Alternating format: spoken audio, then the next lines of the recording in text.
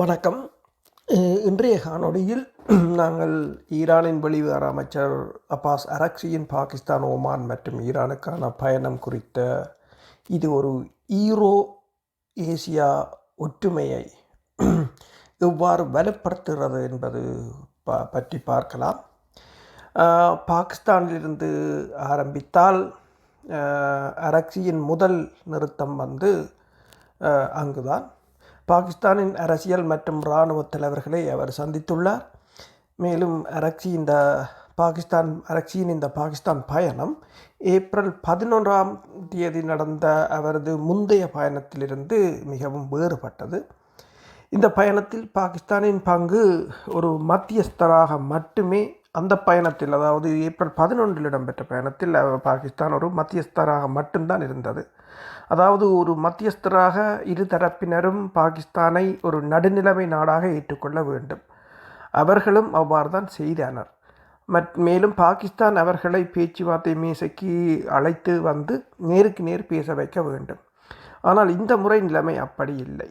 ஏனெனில் வாஷிங்டனில் இருந்து இஸ்லாமாபாத்துக்கு புறப்பட போவதாக கூறப்பட்ட அமெரிக்க பேச்சுவார்த்தையாளர் குழுவுடன் தாங்கள் கலந்துரையாடப் போவதில்லை என்பதை அரக்சி தெளிவுபடுத்திவிட்டார்.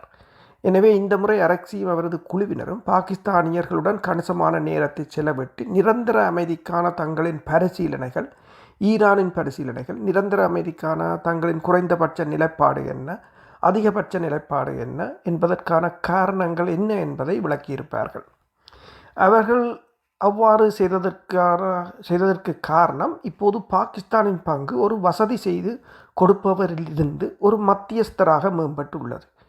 இப்போது ஒரு மத்தியஸ்தராக பாகிஸ்தானியர்களின் கூடுதல் பொறுப்பு அல்லது பங்கு என்னவென்றால், அவர்கள் ஒரு நடுநிலை நாடாக ஏற்றுக்கொள்ளப்பட்டிருந்தாலும் ஈரானுடன் ஒரு ஒப்பந்தத்தை அமெரிக்கர்கள் ஏற்றுக்கொள்வதாலோ அல்லது ஏற்றுக்கொள்ளாததாலோ ஏற்படும் விளைவுகளை இஸ்லாமாபாத்துக்கு வரும்போது அமெரிக்க குழுவுடன் கூறுவது தான்.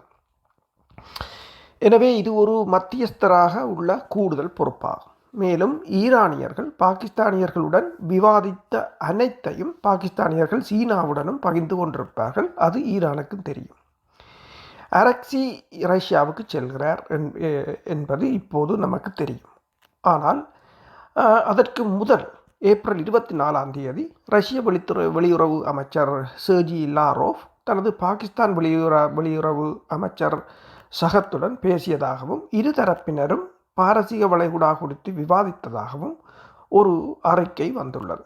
எனவே இங்கு குறிப்பிட வேண்டிய முக்கிய விடயம் என்னவென்றால், ரஷ்யா, சீனா, ஈரான் ஆகிய நாடுகள் அனைத்தும் பாகிஸ்தானை நம்புகின்றன. முன்னரே கூறியது போல ஈரானியர்கள் பாகிஸ்தானியர்களுடன் எல்லாவற்றையும் விரிவாக விவாதித்திருப்பார்கள். அதாவது இரு நாடுகளுக்கும் இடையே மிகப்பெரிய அளவில் நம்பிக்கை உள்ளது. எனவே பாகிஸ்தானியர்களுக்கும் ஈரானியர்களுக்கும் இடையே நம்பிக்கை குறைபாடு இருப்பதாக வரும் இந்த அறிக்கைகள் அனைத்தும் சரியானவை அல்ல. அவர்கள் பாகிஸ்தானை நம்புவதற்கு காரணம், பாகிஸ்தான் தனது சொந்த தேசிய நலன்களை பாதுகாக்கும் என்பதை அவர்கள் அறிவார்கள். தற்போதைய பல்முனை உலகில் பாகிஸ்தானின் நலன் யூரோசியாவில் உள்ளது. தனது எழுச்சி யூரோஏசியாவில் தான் நிகழ வேண்டும் என்பதை பாகிஸ்தான் நன்கு அறிந்திருக்கின்றது. ஆனால் பாகிஸ்தானுக்கு அமெரிக்காவுடன் நல்ல உறவுகள் உள்ளன. ஆனால் அவை பெரும்பாலும் ஒரு வாய்ப்பு போன்றவை. அமெரிக்கர்களும் அதை அறிந்திருப்பார்கள். இப்போது நான் அரக்சியின் அடுத்த பயணம் ஓமான் பற்றி பேச விரும்புகிறேன். எனவே பல விடயங்கள் நடந்துவிட்டன. உதாரணமாக, ஹார்மோஸ் பகுதியை பாரசீக வளைகுடா அல்லது பாரசீக ஏரி என்று அழைக்க வேண்டும் என ஈரானியர்கள் கூறியுள்ளனர். இது அவர்கள் ஓமானுடன் பகிர்ந்து கொள்ளும் ஒரு பகுதியாகும். மேலும் தற்போது பல்முனைவாக்கப்பட்ட உலகில் இரண்டு பெரும் வல்லரசுகளான சீனாவும் ரஷ்யாவும் ஹார்மோஸ் பகுதியின் மீதான ஈரானின் இறையாண்மையை பகிரங்கமாக ஏற்றுக்கொண்டுள்ளன என்பதும் நமக்கு தெரியும். அதோடு ஈரானின் நாடாளுமன்றம் அவர்கள் ஓமானுடன் பகிர்ந்து கொள்ளும் ஹார்மோஸ் வர்த்தக மேலாண்மை திட்டத்தை நிறைவேற்றியுள்ளதாகவும் செய்திகள் உள்ளன. எனவே அரக்சி மஸ்கட்டை அடைந்தவுடன் இந்த விவரங்கள் அனைத்தையும் ஓமான் தலைமையுடன் விவாதிப்பார். மேலும் அதன் நுணுக்கமான விவரங்களையும் அரக்சி குழுவினர் அவர்களுடன் கலந்துரையாடுவார்கள்.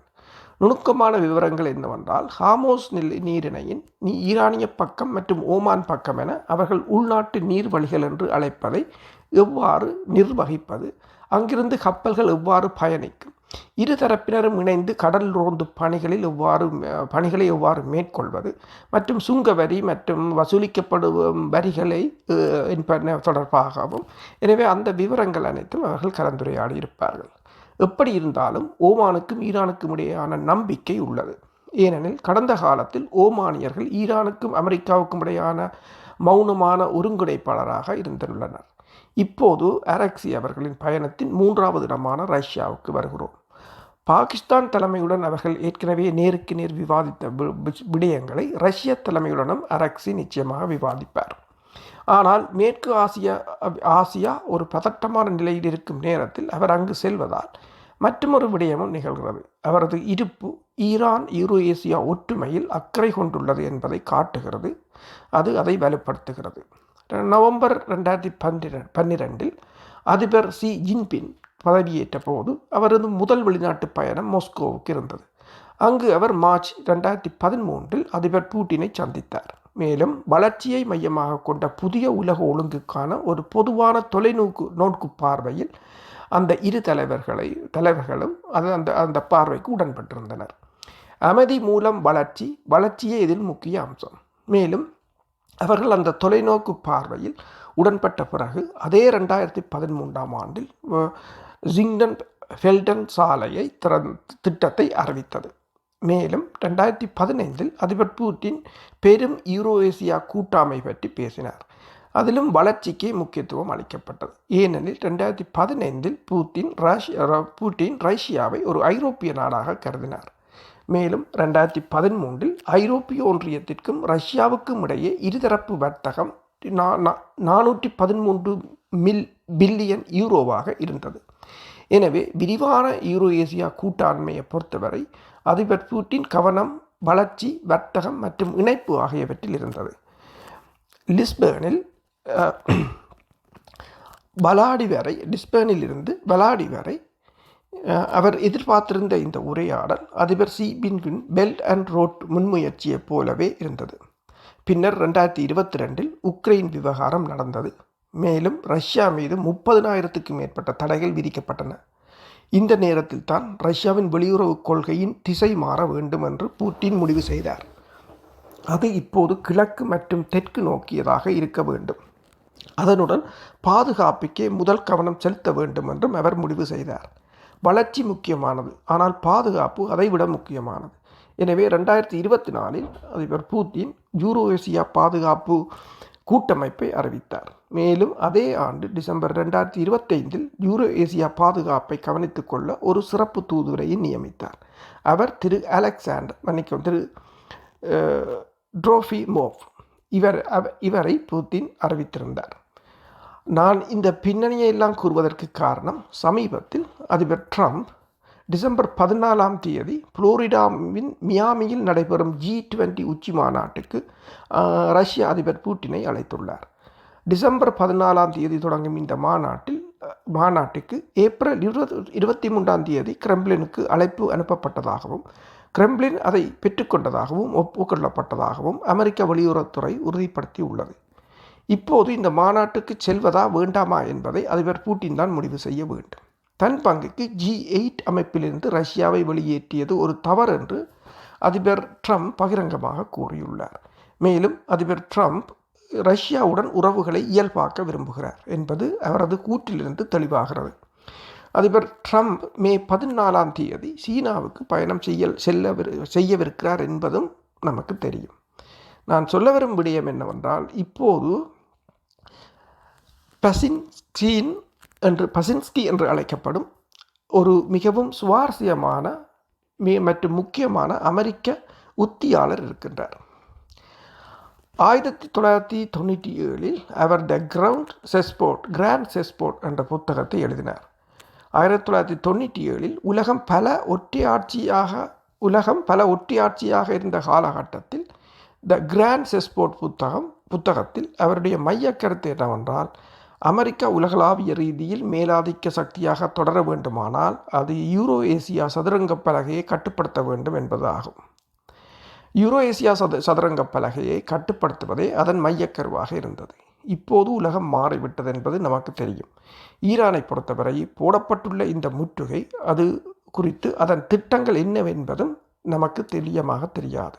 ஆனால் என்ன நடக்கிறது என்பதை புரிந்து கொண்ட எவருக்கும் ஒன்று தெளிவாக தெரியும். அமெரிக்காவிடம் இராணுவ ரீதியான வழிகள் எதுவும் இல்லை. ஏனெனில் அமெரிக்காவை பொறுத்தவரையில் அவர்கள் தங்களது வான்வழி தாக்குதல் பலம் அத்தனையையும் பயன்படுத்தி விட்டனர். அவர்கள் வான்வழி தாக்குதல்களை நடத்திவிட்டனர். பின்னர் சிறப்பு படைகளின் நடவடிக்கையும் செய்துவிட்டனர். ஒரு முழுமையான தரை நடவடிக்கை போர் என்பது முற்றிலும் நிராகரிக்கப்பட்டுள்ளது. அது ஏன் சாத்தியமில்லை என்பதையும் நாங்கள் முன்னரே விளக்கியிருந்தோம். வளைகுடா ஒத்துழைப்பு கவுன்சில் GCC நாடுகளில் உள்ள அமெரிக்க தொழில்நுட்ப நிறுவனங்களை அவர்களால் அழிக்க முடியும் என்ற வாய்ப்பு ஈரானுக்கு உள்ளது. அது பெட்ரோடாலர் ஒப்பந்தத்தை முடிவுக்கு கொண்டு வந்துவிடும். மேலும் போர் நிறுத்தம் இல்லாத போது அமெரிக்காவின் இந்த முழு கடற்படையும் துல்லியமான மற்றும் நீண்ட தூரம் செல்லக்கூடிய ஈரானிய ஏவுகணைகள் மற்றும் ட்ரோன்களுக்கு எளிதில் இலக்காக கூடும். அதன் பிறகு மிகப்பெரிய தளமான டியாகோ காசியா கூட பாதுகாப்பாக இருக்காது. எனவே நான் இங்கு சொல்ல வரும் கருத்து என்னவென்று சொன்னால், அமெரிக்கர்களுக்கு யூரோஏசியாவில் தங்களின் முக்கியத்துவத்தை தக்க வைத்துக் கொள்வதும், ரஷ்யாவுடன் நல்லுறவை கொள்வதும், சீனாவுடன் நல்லுறவை கொள்வதும், ஒருவேளை ஈரானுடன் ஒரு நிரந்தர அமைதி இல்லையென்றால் ஏதேனும் ஒரு வகையில் அமைதியை ஏற்படுத்துவதும் மிகவும் முக்கியம். மேலும் பாகிஸ்தான் தனது தேசிய நலன் எங்கே இருக்கிறது என்பதை புரிந்து கொள்ள வேண்டும். எனவே யூரோஏசியாவுக்கும் ஒற்றுமைக்கும் மிகவும் முக்கியமான இந்த 3 நாடுகளுக்கு அரக்சி மேற்கொண்டுள்ள இந்த பயணத்தின் முக்கியத்துவம் என்பது இதுதான். நன்றி.